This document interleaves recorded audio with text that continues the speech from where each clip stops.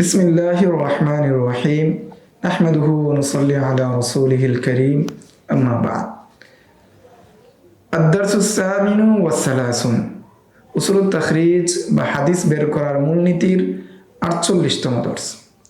এই দর্সে আমরা কুতুবুল ফুনুনিল উখরা সম্পর্কে বিস্তারিত জানব।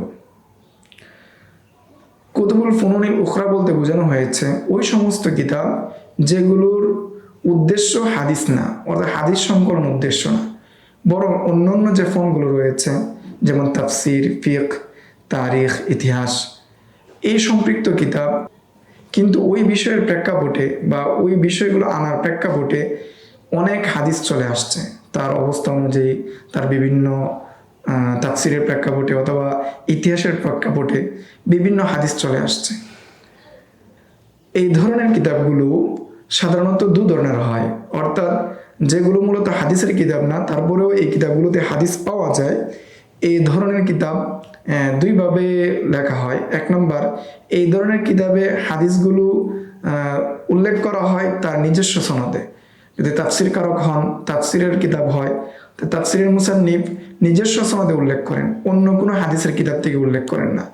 অথবা তাফসিরের কিতাব হোক অথবা ইতিহাসের লেখক হোক, তিনি তার তাফসিরে অথবা ইতিহাসে হাদিস উল্লেখ করেন, শুধু মৌলিক হাদিসটা উল্লেখ করেন, সনদ উল্লেখ করেন না, সনদকে ছেড়ে দেন। এরপর তিনি ওই হাদিসটা কোন কিতাবে তাখরিজ হয়েছে, কোন কিতাবে হাদিসটা উল্লেখ হয়েছে সেটা তিনি ব্যক্ত করেন। এই ধরনের কিতাব, অর্থাৎ দু প্রকার, একটা সনদ সহ একটা সনদ ছাড়া, এই ধরনের কিতাব ইসলামী শরীয়তে এবং আরবি ভাষায় প্রচুর কিতাব রয়েছে। তার মধ্যে প্রসিদ্ধ হলো তাফসির তাবারি। এই কিতাবের নাম হলো জামিউল বায়ান আন তাউইল আইল কুরআন। এই কিতাবের লেখক আবু জাফর ইবনে মুহাম্মদ ইবনে জারির আত-তাবারি, ওনার ওফাত ৩১০ হিজরিতে। এরপরের কিতাব হলো তাফসির ইবনে কাসির। এই কিতাবের লেখক হলেন আবুল ফিদা ইসমাইল ইবনে ওমর আল কুরাইশি আদ-দিমাশকি, ওনার ওফাত ৭৭৪ হিজরিতে।